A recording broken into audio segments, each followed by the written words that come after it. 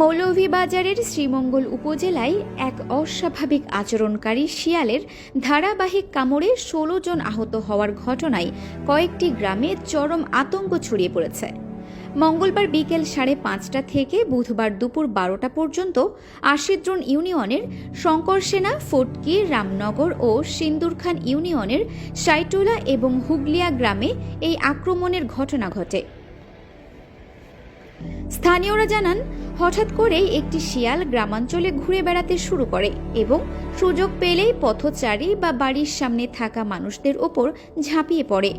দিনের আলোতেই একের পর এক মানুষকে কামড়ে পালিয়ে যাওয়ায় গ্রামবাড়ি, হাটবাজার থেকে শুরু করে ঘরোয়া আড্ডাতেও নেমে আসে নিস্তব্ধতা।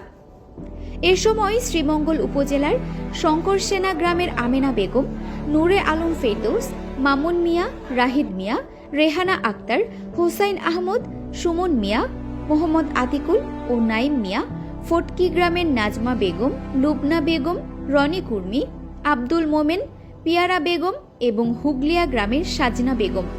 জানা যায়, শিয়ালটি পায়ে বা হাঁটুর নিচে হঠাৎ কামড়ে দিয়ে মুহূর্তেই দৌড়ে লাপাত্তা হয়ে যায়। কেউ ধাওয়ার চেষ্টা করলে আরও আক্রমণাত্মক হয়ে ওঠে।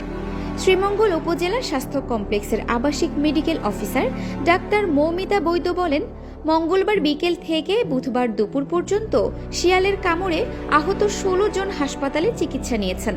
তাদের সবাইকে জলাতঙ্ক প্রতিরোধী টিকা দেওয়া হয়েছে।